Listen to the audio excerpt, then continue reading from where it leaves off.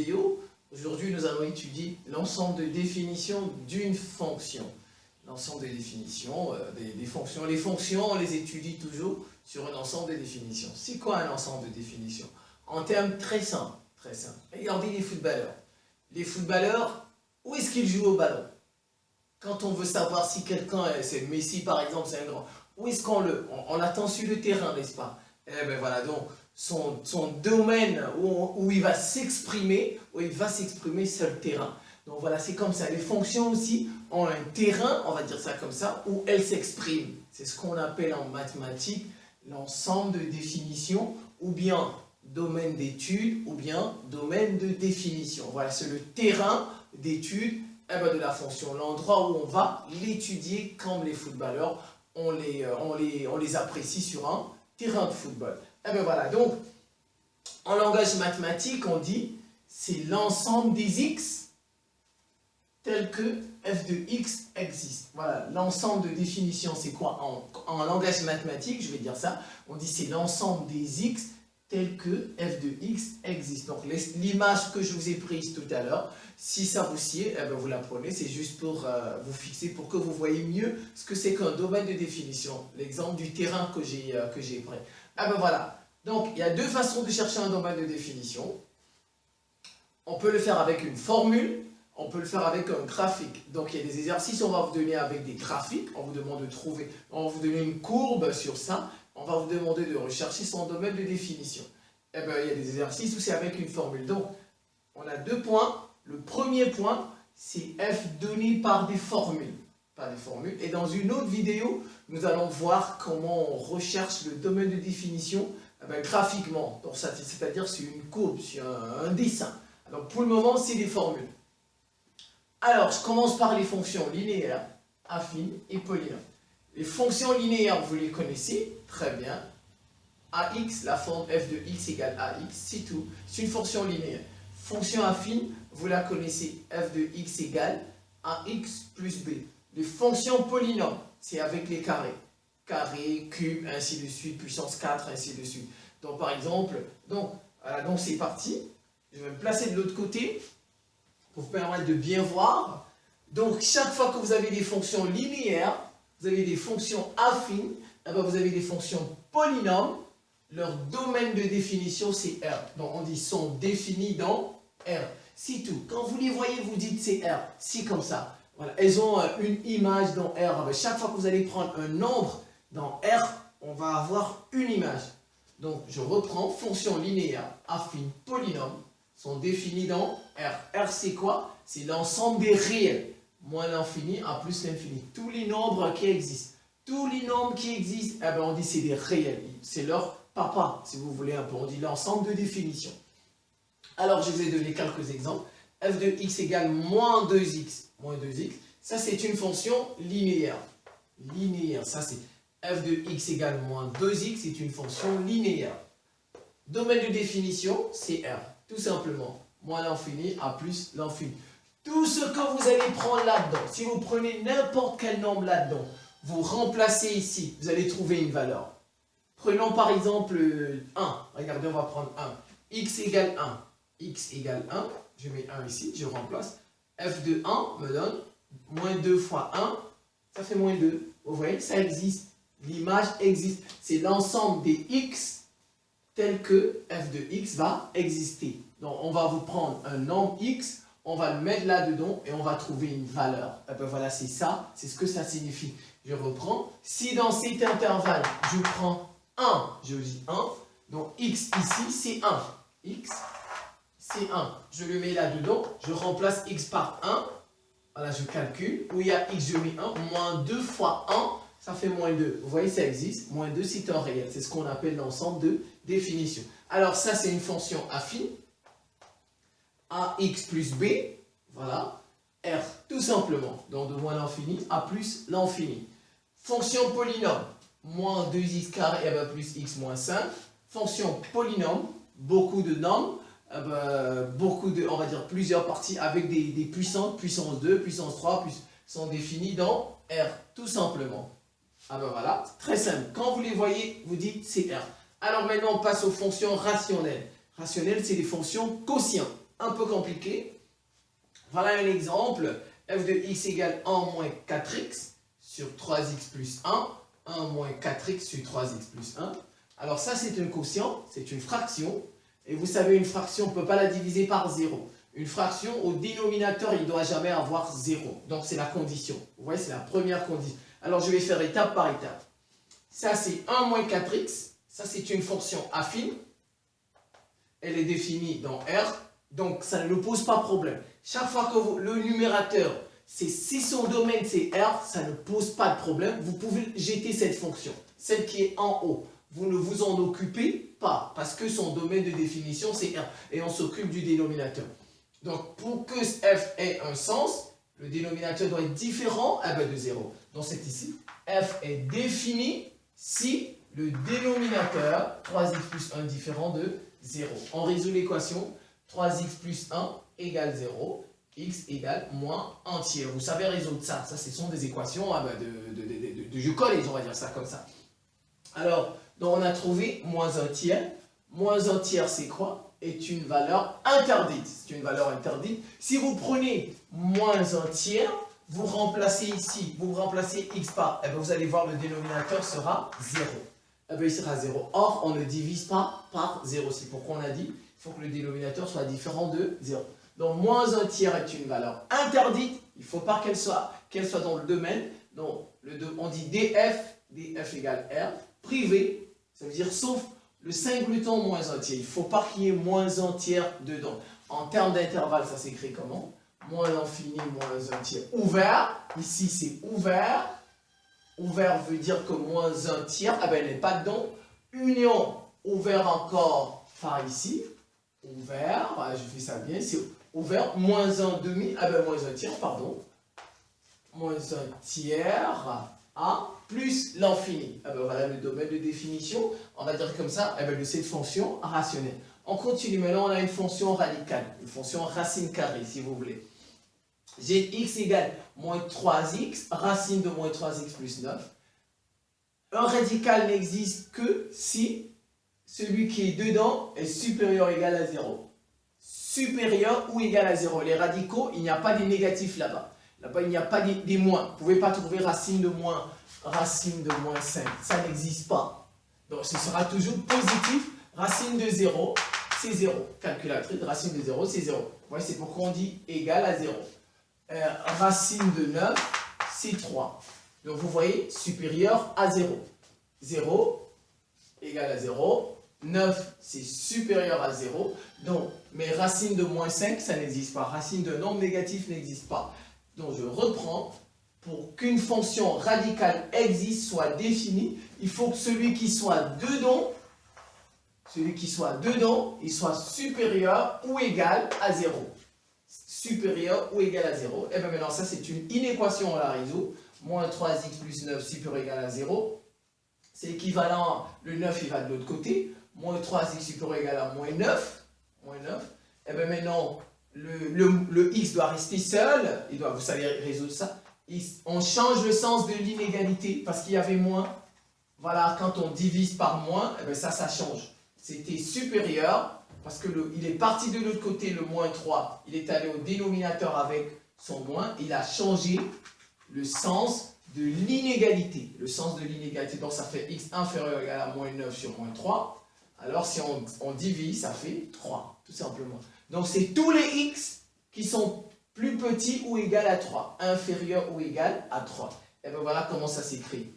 Inférieur ou égal à 3, moins l'infini à 3, fermé, on a dit à cause de égal. Égal, quand c'est égal, on ferme. Ça veut dire que 3 est dedans. Regardez, si vous prenez 3, vous remplacez là-dedans.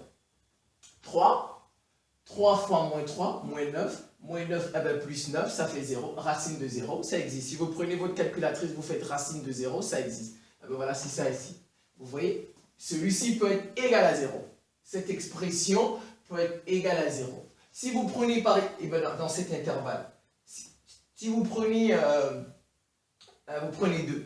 Prenez 2 par exemple. 2 fois 3, moins 6. Moins 6 plus 9, 3 racine de 3, 1, quelque chose. Ça existe. Vous voyez, tout ce que vous allez prendre ici dedans, Si vous remplacez ça là-dedans, ça va exister. Mais si vous prenez au-delà de 3, si vous prenez par exemple 4, regardez 4, si je prends 4, vous voyez bien que 4 n'est pas dans cet intervalle. Voilà, si vous prenez 4, moins 3 fois 4, ça fait moins 12. Moins 12 plus 9, moins 3. Voilà, racine de moins 3. Racine de moins 3. Vous vérifiez à votre calculatrice, vous verrez que ça va vous dire, ah ben, ce fichier est material, donc c'est une erreur. Donc, vous voyez, le domaine, eh ben, c'est ça. Les fonctions radicales, celui qui est dedans doit être supérieur ou égal à 0. Eh ben, je passe à une en plusieurs, c'est comme ça que je l'ai appelé. Il peut arriver qu'on vous donne comme ça des choses de ce genre. On vous met les valeurs absolues, on vous met des polynômes, on vous met plein de trucs là-dedans. Donc j'ai dit une en plusieurs. Ça c'est une fonction en plusieurs. Il y a une linéaire ici et il y a une radicale. Et ben voilà. Donc j'ai dit une en plusieurs. Voilà. Donc h de x égale moins 2x supérieur à racine de 2 moins 4x. Alors, je commence par le numérateur, c'est moins 2x. Ce n'est pas un problème parce que c'est une fonction linéaire. Linéaire, c'est R. Donc, dès que le numérateur, c'est R, on ne s'en occupe pas. On peut oublier ça. On s'occupe du dénominateur. Alors ici, là, c'est le dénominateur. Premièrement, le dénominateur doit être différent de 0. Ça, c'est un quotient. C'est une fraction. On ne divise pas par 0. Le dénominateur doit être différent de 0. Regardez. 2 moins 4x doit être différent de 0. Voilà. Celui qui est dedans, là, dedans, il doit être différent de 0. Regardez, si vous mettez 0 dedans, racine de 0 c'est 0, on ne divise pas, le dénominateur devient 0, on ne divise pas par 0. Et bien voilà. Donc, première, donc, f est défini si 2 moins 4x différent de 0, celui qui est dedans. Alors, comme c'est une racine, il faut aussi que celui qui est dedans soit supérieur. Voilà, ça c'est la condition des racines. Vous voyez, c'est la condition des racines. Celui qui est à l'intérieur doit être supérieur ou égal à 0. Voilà, première condition. Donc, 2 moins 4x doit être supérieur ou égal à 0. Première condition. Deuxième condition, regardez, il y a ou égal à 0. Mais si celui-ci c'est 0, ça devient, eh ben on ne peut pas parce qu'une fraction ne doit pas avoir 0 au dénominateur, ou bien un quotient ne doit pas avoir, on ne peut pas diviser par 0. Donc vous voyez, c'est pourquoi on a dit, et 2 moins 4x doit être différent de 0. Alors quand on mélange les deux, regardez, quand on mélange les deux, supérieur ou égal à 0 et différent de 0, qu'est-ce qui reste? Il reste strictement supérieur. Donc cette expression, quand on va mélanger les deux, donc non, c'est 2 moins 4x doit être strictement supérieur à 0. Et bien voilà ce que vous devez résoudre maintenant. On résout, on le prend. 2 moins 4x strictement supérieur à 0. Moins 4x strictement supérieur à moins 2. À moins 2, et bien voilà. Moins 4x strictement supérieur à moins 2. On résout. Il change le sens de l'inégalité parce qu'il y avait moins ici. Quand le moins est toujours avec le x, quand le moins est toujours avec du côté de x, eh bien, quand il va, ceci va partir de l'autre côté, il va changer le sens de l'inégalité. Ça devient x strictement inférieur à moins 2 sur moins 4, alors ça donne 1 demi. On simplifie, en cas ça fait 1 demi. Donc 1 demi, c'est tous les x. On a dit x doit être strictement inférieur à 1 demi. Donc voilà, c'est tous les de moins l'infini à 1 demi ouvert. Ça veut dire ouvert. Ouvert, ça veut dire que 1 demi n'est pas dedans. 1 demi dedans, c'est une valeur interdite 1 demi. Si vous mettez 1 demi ici, si vous remplacez x par 1 demi, vous allez trouver un truc bizarre qui va vous dire, ah ben cette fonction, math error sur la calculatrice. Donc, 1 demi, c'est ouvert. Donc, ça va de moins l'infini à 1 demi ouvert. Alors, on passe à la dernière fonction, tx égale racine, c'est toujours le même type, une en plusieurs. On peut vous mettre ça là-dedans avec des valeurs absolues, avec, on peut vous mélanger avec des exponentielles, avec des ln, avec des logarithmes décimaux, et bien ainsi de suite. Donc, c'est ce qu'on va appeler une fonction en plusieurs fonctions. Alors, mais nous, on va s'arrêter ici pour ne pas trop, il n'y a pas assez de place, vous voyez. Donc, eh bien, maintenant, on nous a donné ça. Racine de 4x carré plus 1 divisé par x carré moins 16. Numérateur, je commence par le numérateur, c'est une fonction radicale. condition supérieur ou égal à 0. Eh bien voilà, t est défini ici, 4x carré plus 1 supérieur. T est défini ici, 4x carré plus 1 supérieur ou égal à 0. Et le dénominateur doit être différent de 0, donc x carré moins 16 différent de 0. Alors, ça ne pose pas de problème. Ouais, ça ne pose pas de problème parce qu'on a dit c'est supérieur ou égal à 0. Donc, on peut le laisser tomber. On ne s'en occupe plus. Parce que de toutes les façons, ça, 4x carré plus 1 sera toujours positif. Lui, il est déjà positif. Quand c'est positif, sauf quand c'est négatif, c'est là où ça peut poser. Mais quand c'est positif, on ne s'en occupe plus. Cette expression 4x carré plus 1, c'est supérieur. Elle est positive en fait. Elle est positive. Donc il n'y a plus tout ce que vous allez prendre en R. Si vous remplacez ici, ce sera plus grand que 0. Ce sera, donc je vais mettre ici, 4x carré plus 1 sera strictement supérieur à 0. Voilà, cette expression, elle est positive. Je reprends. Ça, c'est la condition des radicaux. 4x carré plus 1 supérieur ou égal à 0. Mais ça veut dire quoi? Peu importe ce que vous allez prendre dans R, eh ben voilà, vous remplacez ici cette expression à cause du carré. À cause du carré, cette expression sera positive, strictement positive. Donc, on ne s'en occupe pas, on s'occupe du dénominateur. On résout x carré moins 4x, on va le résoudre. Ça, c'est une identité remarquable. X carré moins 16 égale 0, c'est une identité remarquable. A carré moins B carré. A carré moins B carré. Donc 4 au carré. Je peux l'écrire ici si je veux. Ça fait x carré moins 4 au carré. Ah ben voilà. X carré moins 4 au carré. Si ça, ça donne quoi? A moins B, facteur de A plus B. X moins 4, facteur de x plus 4 égale à 0. Et ça donne une équation produit. Une équation produit. Comment on résout les équations produites? C'est x moins 4 égale à 0 ou x plus 4 égale à 0. Et vous résolvez, ça fait x égale 4 ou x égale moins 4. C'est fini. Donc moins 4 et 4 sont des valeurs interdites. Il ne faut pas que x soit moins 4, il ne faut pas que x soit 4. C'est des valeurs interdites. Donc le dt, domaine de définition de t, c'est R, sauf, ça veut dire ça, sauf moins 4 et 4. Il ne faut pas qu'il y ait moins 4 et 4 dedans. Et ça vous donne un grand intervalle. Ça, comment on écrit ça?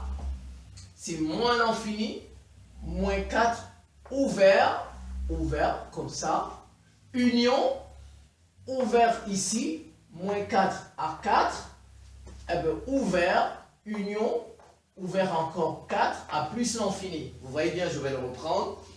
C'est moins l'infini. Comment on écrit ça? Privé, il y a deux valeurs qu'on a enlevées. Deux valeurs, moins 4 et 4. Donc, ça fait de longs intervalles. Donc, moins l'infini à 4, à moins 4. Ouvert. Ouvert veut dire moins 4 n'est pas dedans. Union. Ouvert encore. On reprend par moins 4. Et à 4. Ouvert. Le 4 là, il est ouvert. Union. Eh bien, 4 ouvert à plus l'infini. Ça vous donne un intervalle, deux intervalles, trois intervalles. Eh bien, voilà. Donc, cette première partie, on va dire ça comme ça, sur l'ensemble de définition d'une fonction. Et après s'en terminer, qu'est-ce qu'on a fait? On a cherché le domaine de définition à partir des formules. On nous a donné une fonction et en fonction au regard de la forme de la fonction, on a trouvé son domaine. La deuxième vidéo sur l'ensemble de définition d'une fonction sera sur les graphiques. Eh bien, on vous donne un graphique, comment retrouve-t-on le domaine de définition d'une fonction sur un graphique? Eh bien, je vous remercie pour votre attention. Eh bien, à très bientôt.